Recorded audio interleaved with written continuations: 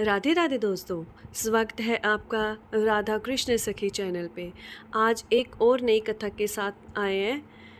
श्री कृष्ण के जन्म के 5 रहस्य।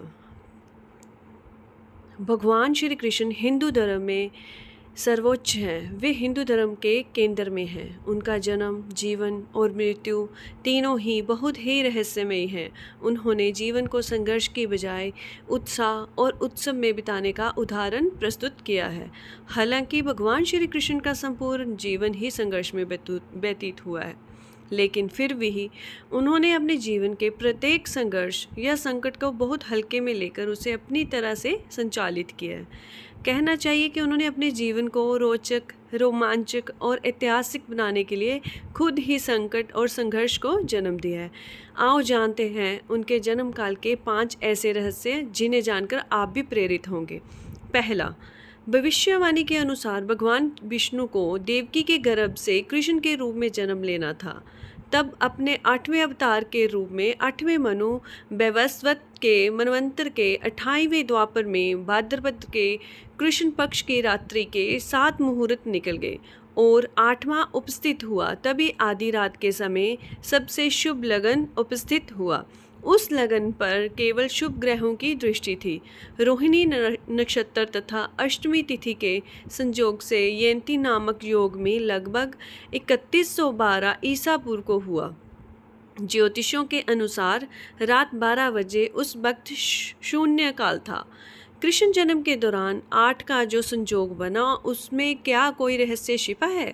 गौरतलब है कि कृष्ण के 8 ही पत्नियां थीं। 8 अंक का उनके जीवन में बहुत महत्व रहा है। निश्चित ही प्रत्येक व्यक्ति को भी अपने जीवन के रहस्य को समझना चाहिए, क्योंकि हर व्यक्ति के जन्म में छुपा है उसके जीवन का सार। दूसरा, जब भगवान श्री कृष्ण का जन्म हुआ तब भारी बारिश हो रही थी और यमुना नदी में उफान था। उनके माता और पिता को उनकी मृत्यु का डर था।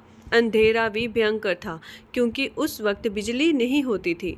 ओशो रजनीश कहते हैं कि कृष्ण का जन्म अंधेरी रात में होता है और वह भी बंधन में, कारागृह में।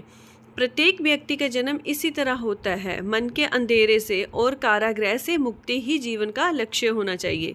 बीज अंधेरे में ही फूटता और पनपता है। श्री कृष्ण ने अपने जन्म की परिस्थिति को दुनिया में सबसे अलग बनाया।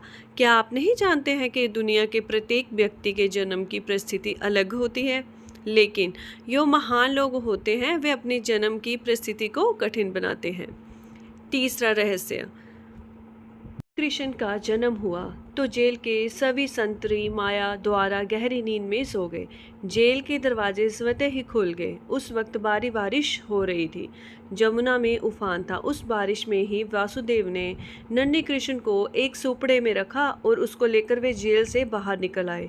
कुछ दूरी पर ही जमुना नदी थी। उन्हें उस पार जाना था, लेकिन कैसे? तभी चमत्कार हुआ। जमुना के जल ने भगवान के चरण छुए और फिर उसका जल 2 हिस्सों में बंट गया और इस पार से उस पार रास्ता बन गया। कहते हैं कि वासुदेव कृष्ण को जमुना के उस पार गोकुल में अपने मित्र नंद गोप के यहाँ ले गए। वहाँ पर नंद की पत्नी यशोदा को भी एक कन्या उत्पन्न हुई थी। वासुदेव श्री कृष्ण को यशोदा के पास सुलाकर उस कन्या को ले गए। गोकुल माँ यशोदा का मायका था और नंदगांव में उनका ससुराल। श्री कृष्ण का लालन पालन यशोदा व नंद ने किया।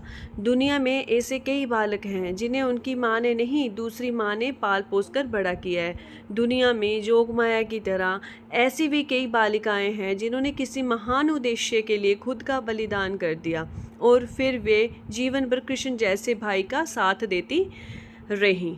चौथा रहस्य, जब कंस को पता चला कि छलपूर्वक वासुदेव और देवकी ने अपने पुत्र को कहीं और भेज दिया है, तो उसने तुरंत चारों दिशाओं में अपने अनुचरों को भेज दिया और कह दिया कि अमुक अमुक समय पर जितने भी बालकों का जन्म हुआ हो उनका वध कर दिया जाए। पहली बार में ही कंस के अनुचरों को पता चल गया कि हो ना हो वह बालक जमुना के उस पार ही छोड़ा गया है। उस बालक को मारने के लिए पूतना नामक राक्षसनी को भेजा जाता है, लेकिन श्री कृष्ण ने पूतना को नंद बाबा के घर से कुछ दूरी पर ही अपनी माया से मार दिया। इसके बाद नंदगांव में कंस का आतंक बढ़ने लगा तो नंद बाबा ने वहां से पलायन कर दिया।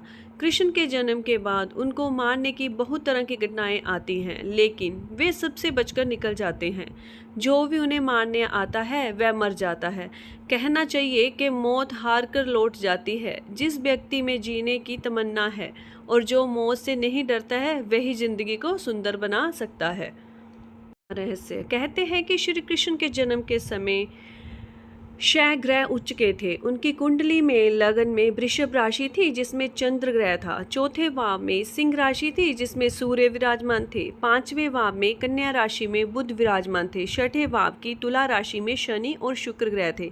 9वें अर्थात भाग्य स्थान पर मकर राशि थी जिसमें मंगल ग्रह उच्च के होकर विराजमान थे। 11वें में मीन राशि के गुरु उच्च के होकर विराजमान थे।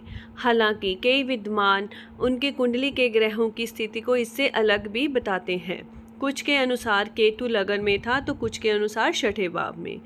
तो ऐसे ही कृष्ण जी की और कथाएं सुनने के लिए subscribe my channel. Radhe Radhe.